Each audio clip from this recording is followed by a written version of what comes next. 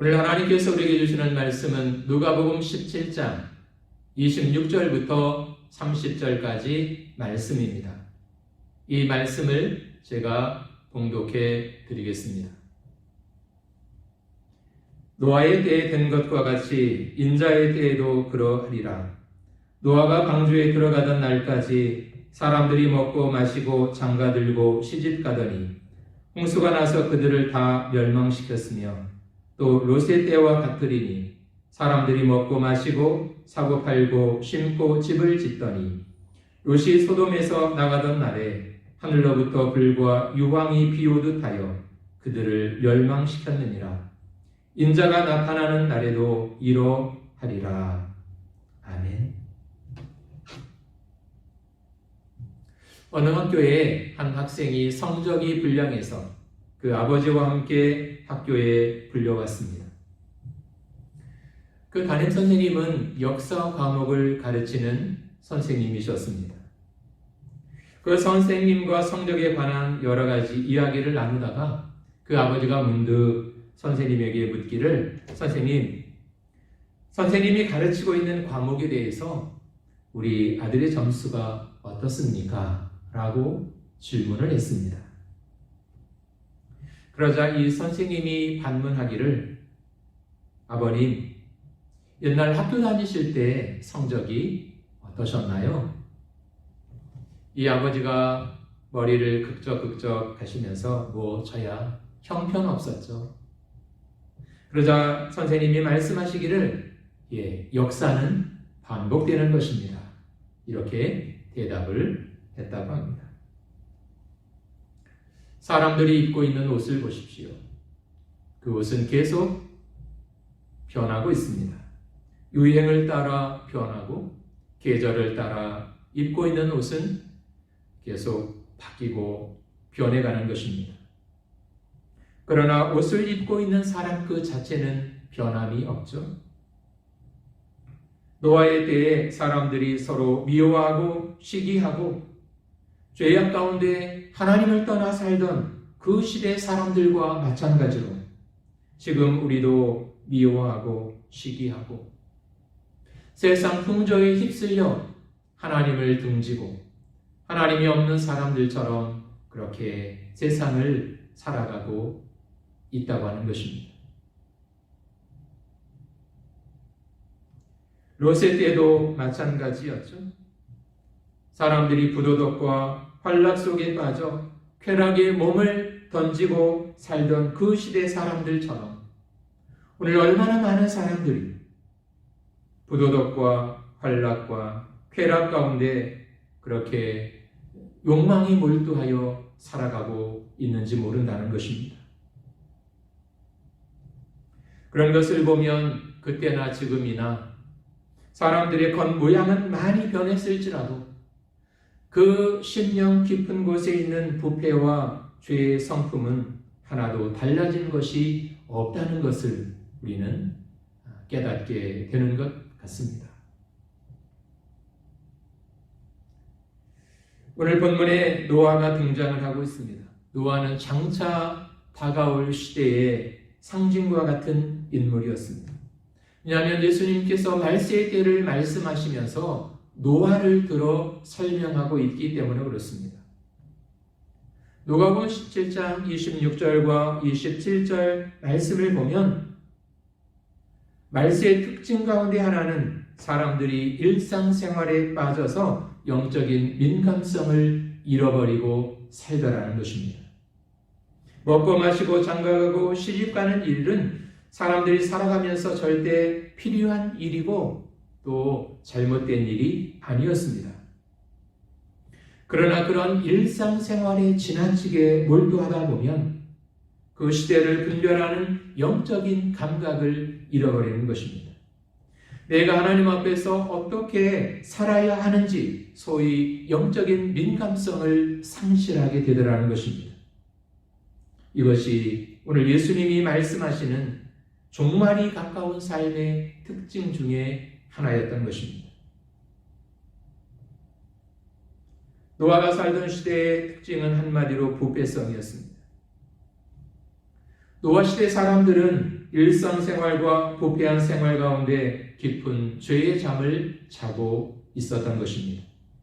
그래서 그들은 다가오는 하나님의 심판의 소리를 들을 귀가 막혀 있었던 것입니다. 세상의 모든 사람들이 죄악된 생활 속에 눈이 어두워지고 귀가 막혀져 있을 때 홀로 깨어있던 한 사람이 있었죠. 그가 바로 노아였습니다. 창세기 6장 8절은 그러나 라는 말로 시작이 되고 있습니다. 이 창세기 6장 8절은 노아의 경건한 삶을 우리에게 보여주고 있습니다. 하나님을 섬기는 것을 우습게 여기던 그 시대에 우리가 본받아야 할 믿음의 사람 노아가 어떤 은혜를 받은 사람이었는지를 우리에게 보여주고 있습니다. 그가 하나님으로부터 은혜를 받음으로 말미암아 그는 의로운 사람이라 인정을 받았고 그 죄악으로 가득한 세상 속에서도 세상의 시류에 영합하지 않고 믿음으로 하나님과 동행하는 삶을 살았던 사람이라고 성경은 말씀하고 있는 것입니다. 죄악의 물결 속에서 세상과 영합하기를 거부하고 하나님의 사람답게 하나님과 동행한 노아의 모습은 오늘 우리에게 커다란 도전이 되고 있는 것입니다. 코로나로 인해서 교회와 또 믿음을 가진 하나님의 사람들이 많이 위축되어져 있는 것 같습니다. 또 그 힘을 점점 잃어버리는 것 같아 안타까운 생각이 더 깊이 드는 때인 것 같습니다. 거기에 더해져서 하나님을 향한 우리의 믿음도 또 커다란 도전을 목전에 두고 있는 것 같습니다. 이런 시대 풍조 속에서 노아가 살았던 믿음의 모습은 오늘 우리에게 시사하는 바가 대단히 큰 것 같습니다.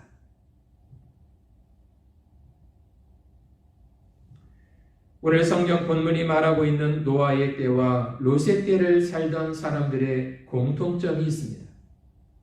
그리고 그 모습은 오늘 이 시대를 살아가는 사람들에게도 동일하게 나타나고 있는 모습이기도 하다는 것입니다.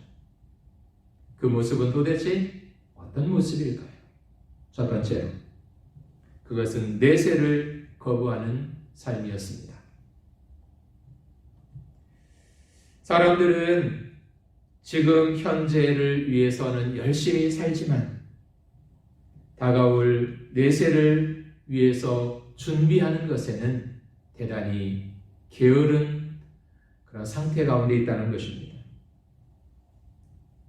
지금을 위해서는 열심히 살지만 다가올 내세를 위해서, 영혼을 위해서 삶을 배려하는 그런 배려가 없다고 하는 것입니다. 우리가 부대끼며 살아가는 이 현실적인 것에는 관심이 많지만 내세의 삶에 대하여는 별로 관심이 없는 것 또한 사실인 것입니다. 왜 그럴까요? 그것은 사람들 생각 속에 이 세상이 전부다라는 생각이 지배하고 있기 때문에 그렇습니다. 그래서 우리는 이 땅에 있는 것을 놓을 수가 없는 것입니다. 하나님이 없는 사람들, 영혼에 관심이 없는 사람들은 결국 몰두할 수밖에 없는 것이 눈에 보이는 세상이 전부이기 때문에 그런 것입니다. 이 삶이 전부라고 하는 의식 때문에 여기에 집착하고 우리가 해야 할 보다 중요한 어떤 삶의 의무나 또 영적인 일에 힘쓰지 않고 있다는 사실을 지적하지 않을 수 없는 것입니다. 저 유명한 알렉산더 대제가 존경하는 한 인물이 있었습니다. 그 사람은 당시 유명한 철학자였던 디오스게네라고 하는 사람이었습니다. 이 디오스게네와 알렉산더 사이에 여러 가지 많은 에피소드들이 있었는데 그 중에 한 가지를 소개하면 이런 것입니다. 어느 날 알렉산더 대왕이 이 디오게네스에게 사람을 보내서 당신은 무엇을 원하십니까? 당신이 원하는 것이라면 어떤 것이든 제가 다 들어드리겠습니다. 그런 전가를 보냈다고 합니다. 이 디오게네스가 이 말을 듣고 이런 유명한 대답을 했습니다. 당신이 그렇게 나에게 뭔가를 주고 싶습니까? 그렇다면 저에게 영혼의 한 조각을 주십시오. 알렉산더가 다시 사람을 보내서 대답하기를 정말 미안하지만 그것은 내가 당신에게 드릴 수가 없습니다. 내게는 영혼이 없습니다. 디오게네스가 다시 사람을 알렉산더에게 보내서 이런 말을 했습니다. 가서 대왕에게 전하시오. 영혼의 한 조각도 줄 수 없는 당신이, 영혼의 한 조각도 붙들 수 없는 당신이 무슨 세상을 정복하겠다고 그렇게 바쁘게 돌아다니는지 그 이유를 알고 싶다고 전하시오. 이렇게 말을 했다는 것입니다. 오늘 우리도 아침부터 저녁 늦게까지 뭔가를 붙잡겠다고, 뭔가를 이루어 보겠다고 열심히 달려가고 있습니다. 주어진 삶을 열심히 사는 것은, 성실하게 사는 것은 참 귀한 것입니다. 그러나 그 성실 때문에, 그 열심 때문에 오늘 믿음의 사람들이 자신의 영혼을 잃어버리고 놓친다면 그것은 비극일 수 있다고 하는 것입니다. 가끔씩 바쁘게 뛰어가던 발걸음을 멈추고 자신에게 이런 질문을 할 필요가 있는 것 같습니다. 영혼의 한 조각도 붙들지 못하면서 왜 이렇게 내가 정신없이 달리고 있는 거지?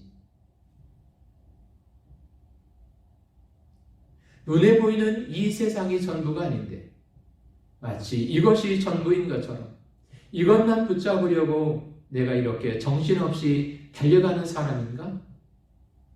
우리 자신을 조용히 돌아보아야 될 시간인 것 같습니다. 오늘 우리는 무엇을 바라보고 있을까요? 오늘 내가 열심히 사는 땀 흘림의 진정한 의미와 보람은 도대체 어디에 있는 것일까요? 아니 참으로 주께서 나를 위해서 영혼을 준비하고 계시다면 그 영혼을 향한 준비로 오늘 당신은 무엇을 하고 계십니까? 어느 주일학교 꼬마가 주일에 그 교회 학교에서 선생님으로부터 하늘나라에 대한 교훈을 배웠고 천국이 있다는 사실을 알고는 가슴이 설레이기 시작했습니다. 집에 돌아와 엄마에게 이렇게 말을 했습니다. 내가 오늘 교회 학교에서 배웠는데 우리 선생님이 그러는데 천국이 있대요. 하나님이 우리를 위해서 천국을 예비해 주셨대요. 오늘 제가 그것을 배우고 알았어요. 그래? 정말 귀한 것을 배웠구나. 이 엄마는 아이의 등을 두드리며 칭찬을 해 주었습니다. 그때 꼬마가 다시 엄마에게 묻습니다. 엄마, 그런데 엄마는 휴가 갈 때는 준비를 많이 하시는데 하늘나라에 가기 위해서는 왜 아무런 준비도 하지 않는 거죠? 왜 준비를 안 하는 걸까요? 이유는 여러 가지가 있겠지만 그 천국이 너무 멀리 느껴지기 때문이 아닐까요? 하늘나라가 영원히 멀리 느껴지기 때문에 오늘 여기서 준비 없이 그렇게 살아가고 있다는 것입니다.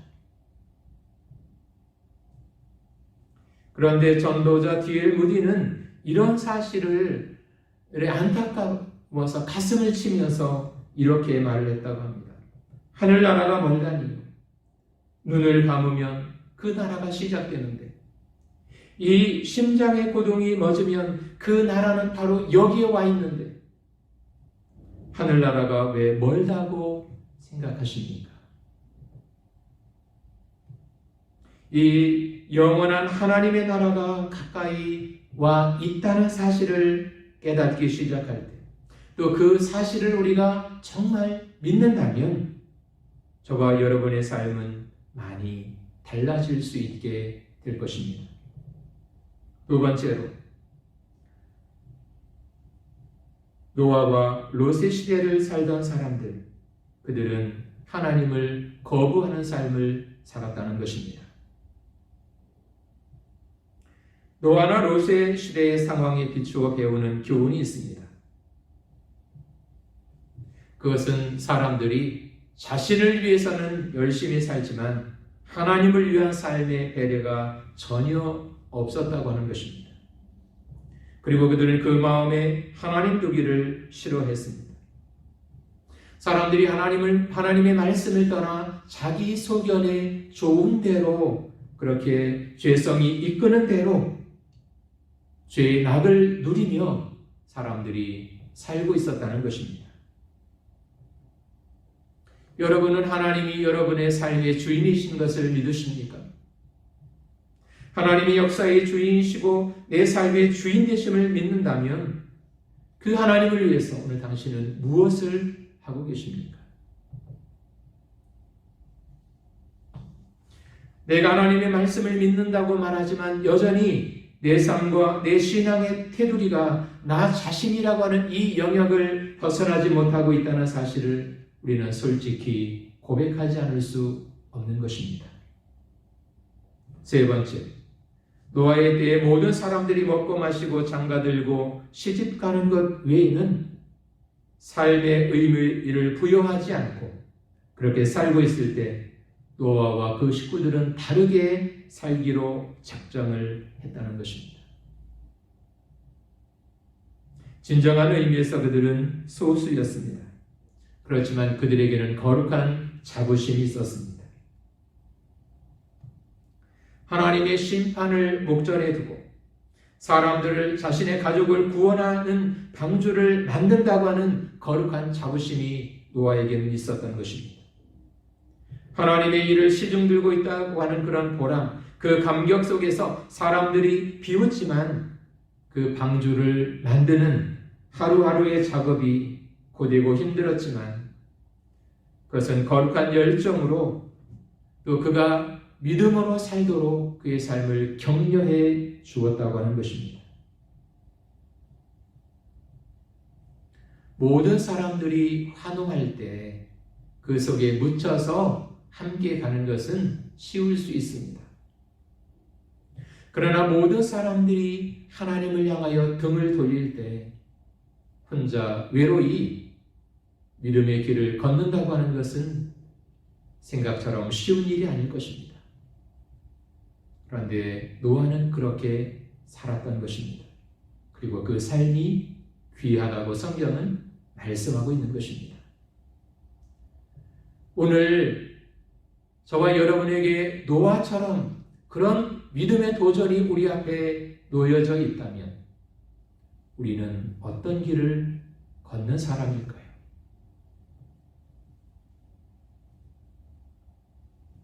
소돔과 고모라의 부패와 부도덕의 밤이 깊어가고 있을 때 삶을 다르게 살기로 작정한 식구들이 있었습니다. 그들은 아브라함과 그의 가족들이었습니다. 오히려 아브라함은 이 멸망할 수밖에 없는 그 땅과 그 시대의 사람들을 안타까운 눈으로 바라보면서 그들을 가슴에 품고 하나님과 그들 사이의 중보자가 되어 하나님 앞에 그들을 구원해달라고 간절히 중보하며 기도하고 있었던 것입니다.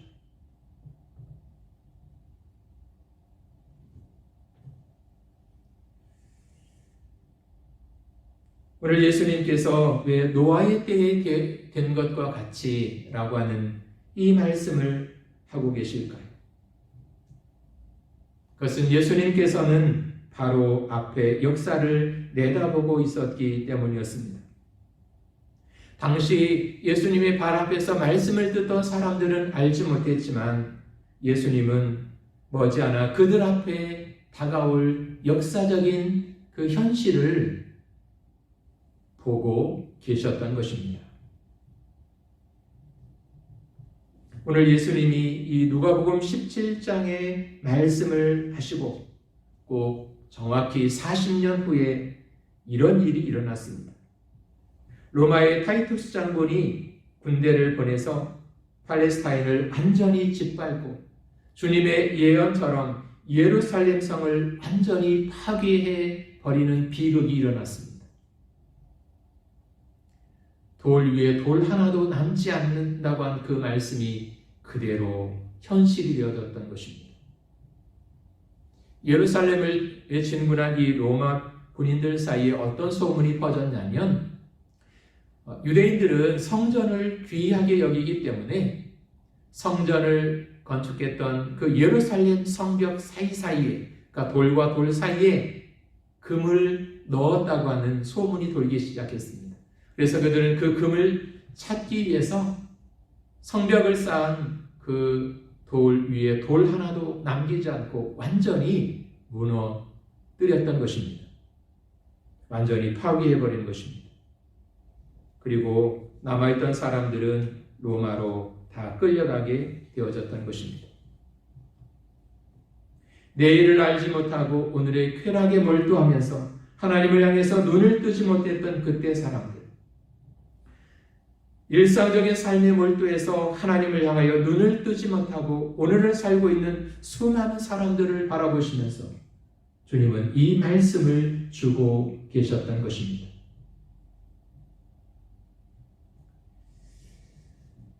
돌스토이라고 하는 사람이 사람은 무엇으로 사는가? 라고 하는 책을 썼는데요. 그 책에 나오는 한 장면은 이런 것입니다. 어떤 천사 하나가 하나님께 벌을 받아서 그만 땅에 떨어지고 말았습니다. 이 떨어진 천사는 미하일이라고 하는 이름으로 그 구둣가게에서 점원으로 일을 하게 되었습니다. 한 1년쯤 지난 어느 날 아침이었는데 털 외투를 입은 멋진 신사 하나가 구두 가게를 들어왔습니다. 그리고는 보자기로 싼 물건 하나를 내밀었습니다. 내가 정말 귀한 가죽을 하나 구했는데 이것으로 내 발에 꼭 맞는 멋진 구두를 하나 만들어 달라고, 그런 구두를 만들 수 있겠냐고 질문을 했습니다. 그러자 미하일은 그럼요. 그런 구두를 만들 수 있죠. 그러자 이 신사가 이런 말을 했습니다. 만일 당신이 만든 이 구두가 1년 내에 떨어지거나 아니면 내 발에 맞지 않으면 당신은 감옥에 가게 될 것이요. 미하일은 이 신사의 발 치수를 재기 시작했습니다. 그러다가 미하일은 무엇 때문인지는 모르지만 신사의 등 뒤를 바라보면서 빙그레 혼자 웃음을 지었습니다. 신사는 돌아갔고 미하일은 곧 일을 하기 시작했습니다. 그런데 이 미하일이라고 하는 사람이 가죽을 넓게 펴더니 구두 모양으로 재단을 하는 것이 아니라 슬리퍼 모양으로 이 가죽을 재단하기 시작했습니다. 그러니까 구두가 아닌 슬리퍼를 만들기 시작했던 것이죠. 옆에 있던 동료가 이것을 보고 깜짝 놀랐습니다. 아니 미하일, 지금 뭐 하는 거야? 자네 정말 큰 실수를 했군. 구두를 만들어야 되는데 왜 지금 슬리퍼를 만들고 있는 거지?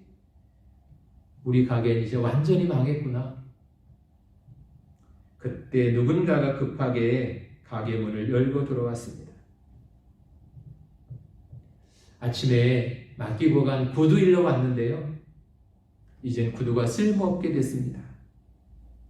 왜냐하면 주인님이 방금 돌아가셨거든요. 그래서 마님이 말씀하시기를 구두가 아니라 슬리퍼를 만들어줄 수 있냐고 그렇게 말씀을 하셨습니다. 그러자 미하일은 기다렸다는 듯이 자신이 만들어 놓은 슬리퍼를 꺼내 오는 것이었습니다. 미하일은 신사가 찾아와서 구두를 맡길 때 그 등 뒤에 죽음의 사자가 따라오고 있는 것을 보고 있었던 것입니다.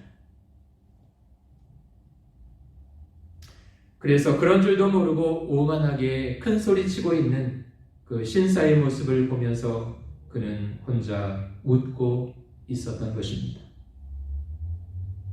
사람들은 누구나 한 치 앞도 자기 앞을 내다볼 수가 없습니다. 마치 노아와 롯이 살던 시대 사람들이 하나님의 심판을 목전에 두고도 몰랐던 것처럼 말입니다. 우리보다 앞서 살았던 사람들의 실패를 통해서 우리는 교훈을 얻어야 할 것입니다. 오늘 내가 하나님 앞에서 어떻게 살아야 되는지, 오늘 내가 무엇을 바라보고 어디에 삶의 우선순위를 두고 살아야 하는지를 우리는 다시 돌아보아야 할 것입니다. 베드로전서 4장 7절로 10절 말씀은 이렇게 기록되어져 있습니다. 만물의 마지막이 가까웠으니 그러므로 너희는 정신을 차리고 근신하여 기도하라. 무엇보다도 뜨겁게 서로 사랑할지니 사랑은 허다한 죄를 덮느니라. 서로 대접하기를 원망 없이 하고 각각 은사를 받은 대로 하나님의 여러 가지 은혜를 맡은 선한 청지기 같이 서로 봉사하라. 만물의 마지막이 가까웠으니 그러므로 너희는 정신을 차리고 근신하여 기도하라. 이것이 오늘 우리를 향한 주님의 말씀입니다. 오늘 어디를 그렇게 바쁘게 달려가고 계십니까? 오늘 하루 무엇을 잡으려고 그렇게 열심히 달리셨습니까? 열심히 사는 것은 귀한 것입니다. 그러나 열심히 사는 그 성실함 때문에 영혼을 잃어버렸다면, 영원하신 하나님을 잃어버리고 사셨다면 그것은 마지막 순간 의미 없는 일이 되고 말 것입니다. 가던 길을 잠시 멈추고 우리의 영혼을 바라보십시오. 살아계신 하나님을 향하여 눈을 돌려보십시오. 그리고 우리의 눈을 들어 이 땅이 아닌 영원한 천국을 바라보십시오. 오늘 이 시간이 그런 시간이 되었으면 좋겠습니다. 기도하겠습니다. 살아계신 아버지 하나님, 오늘 나에게 주어진 현실만을 바라보며 영혼이 없는 사람처럼, 천국이 없는 사람처럼, 하나님이 없는 사람처럼 그렇게 정신없이 살고 있었던 우리의 분주함을 용서해 주시고 다시 우리의 마음을 낮추고 가던 걸음을 멈추고 살아계신 하나님을 바라볼 수 있도록 우리의 영적인 눈을 열어주시고 우리의 시선이 하나님을 향할 수 있도록 은혜를 베풀어 주시옵소서. 노아가 하나님의 은혜를 입어 하나님과 동행하며 살았던 것처럼 하나님 우리에게도 은혜를 주셔서 이 시대의 노아처럼 하나님과 동행하며 사는 하나님의 사람으로 살아갈 수 있도록 은총을 베풀어 주시옵소서. 예수님의 이름으로 기도합니다. 아멘.